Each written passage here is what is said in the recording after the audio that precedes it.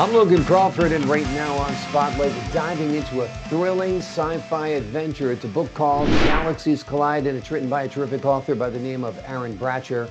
This captivating novel takes readers on a journey to a new world where Earth's survival hinges on the success of a distant colony. But when sabotage and mysterious dangers arise, young Fanar must fight to save both his father and humanity. We're delighted to have this very talented author join us here today on Spotlight. We thank the team at Atticus Publishing for helping us put him in the spotlight today. And we ask viewers like you to support authors like him by subscribing to our channel and by purchasing this amazing book. The links are below this interview. Aaron, great to see you here today on Spotlight. Thanks for joining me.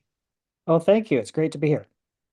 This is a terrific book. It's a unique world you have created. Um, what was the inspiration behind it? Oh my goodness. Lots of different things. Today's climate was a Mhm. big motivation for the premise for why we are traveling to another world. We are mining rare elements at an accelerating rate. We have water with all kinds of contaminants in it. To find pure fresh water is getting more and more difficult. And when we do find it, what do? We put it into a plastic bottle. Exactly. So that was the motivation for the premise of why would we want to go out and try and find some arable land, some fresh water that's not contaminated, and to have technology drive the way to get to another planet just made sense. Absolutely. The concept of using a wormhole to find a new world is quite original. Tell us the backstory there. Traveling to other planets right now, of course, requires fuel, long travel times, and maybe even a multi-generational starship. But people are used to the idea of using a wormhole. You have shows out there like Stargate SG-1. You have other TV science fiction and movies where they have discovered wormholes either naturally or artificially, like some of the Star Trek series.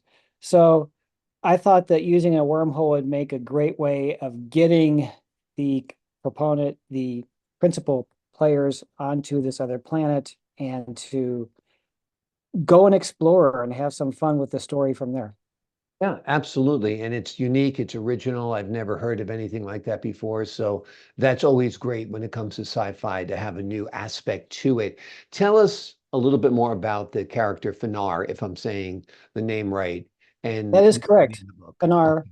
he's a 17-year-old boy who has a strained relationship with his father. While they had a great history, his dad got involved in this project along with his mom at a place where they can explore the creation of a wormhole and try and find a planet where we can go and colonize it and get some resources. But his dad gets totally engrossed in his work, so he still has a relationship with his mother. But right at the beginning of the story, his mom decides she's going to be the first one through this wormhole onto the planet. They've sent enough mice, they've sent enough drones, they've gotten enough samples, they know it's safe to go. And she's like, by golly, I'm going to go. But something happens and she disappears. Hmm. So Fanar, of course, he's a 17-year-old boy. He misses his mother, the one parent he had a good connection with still. And so when the time comes to go to this planet. He doesn't have to go. Hmm. But he wants to because he has that secret desire inside of him to find his mom. Hmm.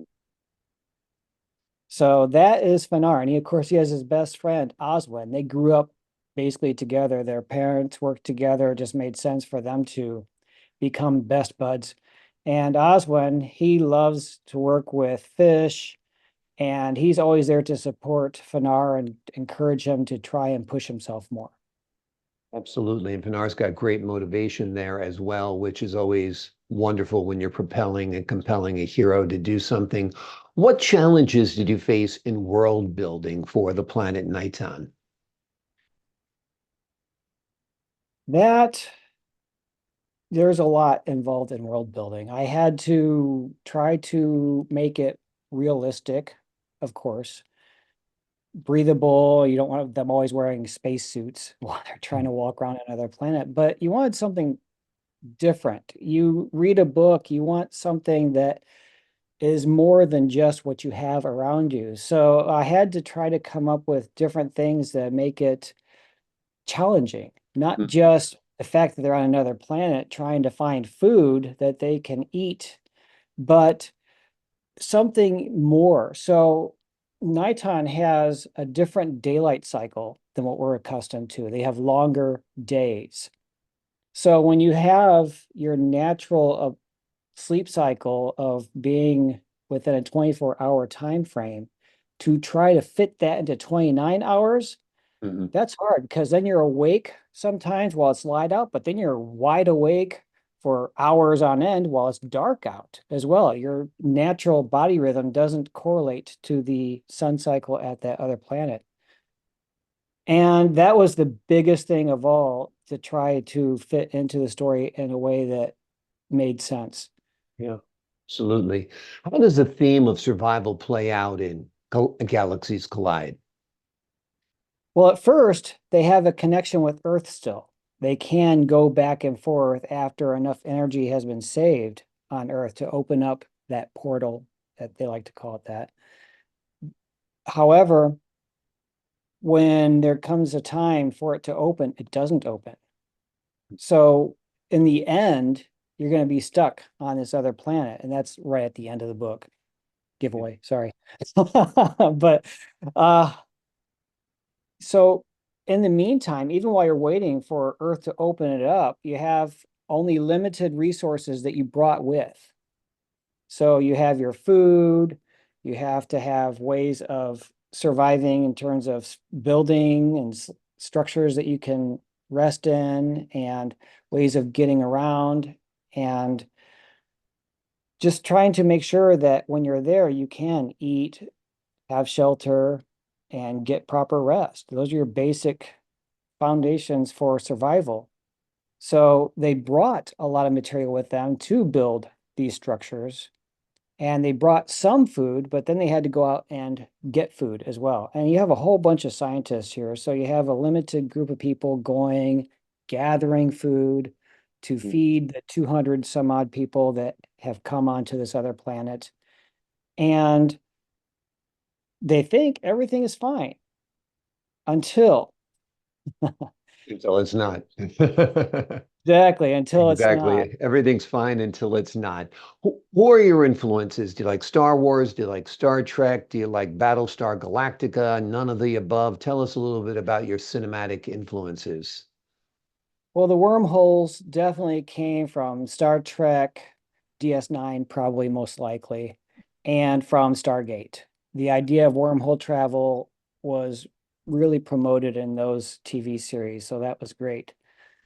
The rest of it, I can't pin it on anything specific. I've been thinking about these stories for a long time because this is the first book of the series.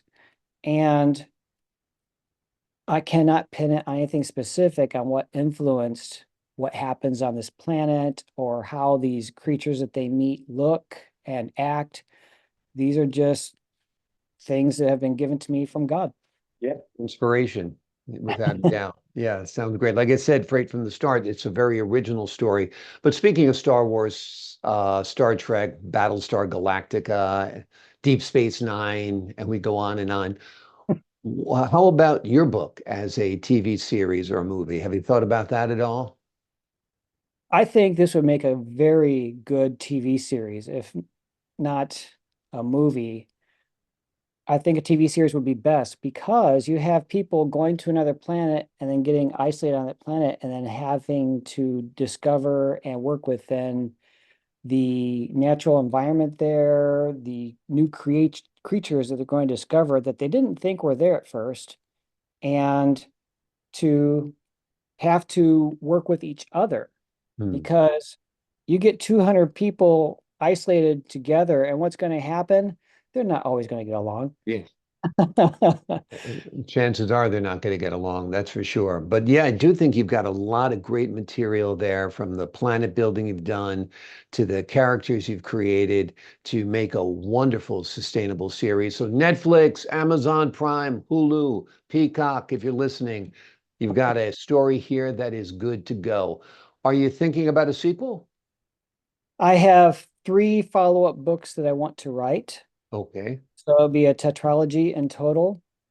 And then from here, I want to write some other books, but I have put things in place so that I can continue the series in the future should I decide to. I put a lot of thought into what they bring so that you can create different types of religion based on certain elements that they brought.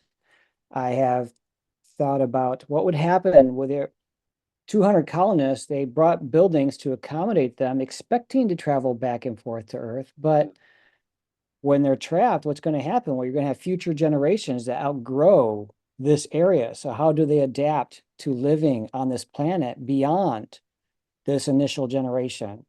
So, there are certain elements in place that take that into consideration and ways that they may become enslaved and they have to fight that, for instance. And just lots of different things that I thought about in this initial book so that future books can more easily be created. Wonderful. Well, I'm sure your fans will be delighted to hear that. The name of the book we've been focusing on today is Galaxies Collide. It's written by Bratcher.